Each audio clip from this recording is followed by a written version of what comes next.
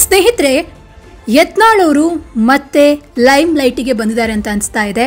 ಯಾಕಂತ ಹೇಳಿದ್ರೆ ಸ್ಥಳೀಯ ಚುನಾವಣೆಗೂ ಮುಂಚೆ ಉಚ್ಚಾಟಿತ ಶಾಸಕ ಯತ್ನಾಳ್ ಅವರು ಮತ್ತೆ ಬಿಜೆಪಿಗೆ ವಾಪಸ್ ಎಂಟ್ರಿಯನ್ನು ಕೊಡ್ತಾರೆ, ಮತ್ತೆ ಬಿಜೆಪಿಗೆ ಬರ್ತಾರೆ ಅಂತ ಹೇಳಲಾಗ್ತಾ ಇದೆ. ಏನಿದು ವಿಷಯ ನೋಡೋಣ.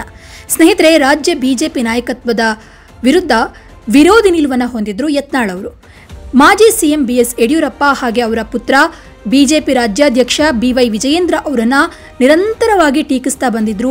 ಆಡಳಿತ ಪಕ್ಷಕ್ಕಿಂತ ಸ್ವಪಕ್ಷದವರಿಗೆ ಹೆಚ್ಚು ಕುಟುಕ್ತಲೇ ಬಂದಿದ್ದಂತಹ, ಅಂದರೆ ಕಾಂಗ್ರೆಸ್ಗಿಂತಲೂ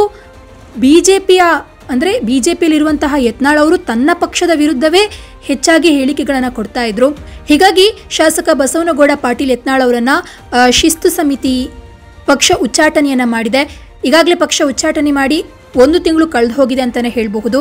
ಇನ್ನು 6 ವರ್ಷಗಳ ಕಾಲ ಉಚ್ಚಾಟನೆಗೊಂಡಿರುವ ಯತ್ನಾಳ್ ಅವರು ಇನ್ಮುಂದೆ ಪಕ್ಷದ ಶಿಸ್ತನ್ನು ಉಲ್ಲಂಘನೆ ಮಾಡಲ್ಲ, ಪಕ್ಷಕ್ಕೆ ಮುಜುಗರ ಆಗುವಂತಹ, ಪಕ್ಷಕ್ಕೆ ಸಮಸ್ಯೆ ಆಗುವಂತಹ ಹೇಳಿಕೆಯನ್ನು ಕೊಡಲ್ಲ ಅಂತ ಹೇಳಿ ಪಕ್ಷಕ್ಕೆ ವಾಪಸ್ ಬರುವಂತಹ ಒಂದು ಮನವಿ ಪತ್ರವನ್ನು ಬರೆದಿದ್ದಾರೆ. ಅಂದರೆ ಶಿಸ್ತು ಸಮಿತಿಗೆ ಮನವಿ ಪತ್ರವನ್ನು ಬರೆದು ಕಳಿಸಿದ್ದಾರೆ ಅಂತ ಹೇಳಲಾಗ್ತಾ ಇದೆ.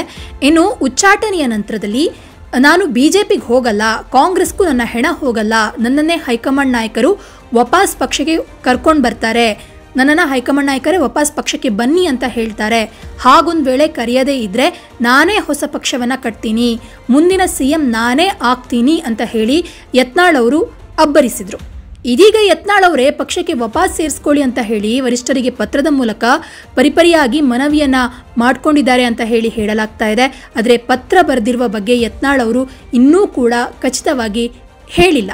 ಇನ್ನು ಬಿಜೆಪಿಯಲ್ಲಿರುವಂತಹ ಇತರ ರೆಬೆಲ್ ನಾಯಕರ ಒತ್ತಡಕ್ಕೆ ಮಣಿದು ಯತ್ನಾಳ್ ಪತ್ರವನ್ನು ಬರೆದಿದ್ದಾರೆ ಅಂತ ಹೇಳಲಾಗ್ತಾ ಇದೆ. ಇನ್ನು ಕೆಲವೊಬ್ಬರು ಬೆಂಗಳೂರಿನ ನಿವಾಸದಲ್ಲಿ ಸಭೆಯನ್ನು ನಡೆಸಿದ್ದಾರೆ ಅಂತ ಹೇಳಲಾಗ್ತಾ ಇದೆ. ಇನ್ನು ಆ ಸಭೆಯಲ್ಲಿ ಈ ಬಗ್ಗೆ ಚರ್ಚೆನ ನಡೆಸಿ ಅಂತಿಮವಾಗಿ ಯತ್ನಾಳ್ ಅವರಿಗೆ ಒತ್ತಡವನ್ನು ಹಾಕುವ ಮೂಲಕ ವರಿಷ್ಠರಿಗೆ ಪತ್ರವನ್ನು ಬರೆಯುವಂತೆ ಸಲಹೆಯನ್ನು ಕೊಟ್ಟಿದ್ದಾರೆ ಅಂತ ಹೇಳಲಾಗ್ತಾ ಇದೆ.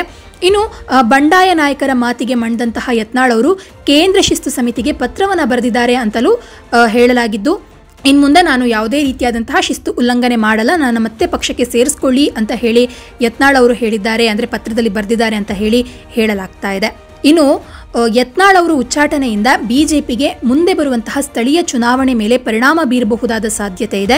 ಹೀಗಾಗಿ ಚುನಾವಣೆಗೂ ಮುಂಚೆಯೇ ಯತ್ನಾಳ್ ಅವರನ್ನು ಬಿಜೆಪಿ ಮರಳಿ ಪಕ್ಷಕ್ಕೆ ಸೇರಿಸಿಕೊಳ್ಳುವಂತಹ ಸಾಧ್ಯತೆ ಇದೆ ಅಂತಲೂ ಹೇಳಲಾಗ್ತಾ ಇದೆ.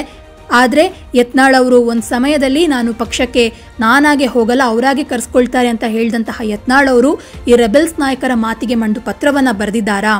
ಪತ್ರವನ್ನು ಒಂದು ವೇಳೆ ಬರೆದಿದ್ರು ಬಿಜೆಪಿ ನಾಯಕರು ಅವ್ರನ್ನ ಮತ್ತೆ ವಾಪಸ್ ಕರೆಸ್ಕೊಳ್ತಾರಾ? ಕಾದು ನೋಡಬೇಕು.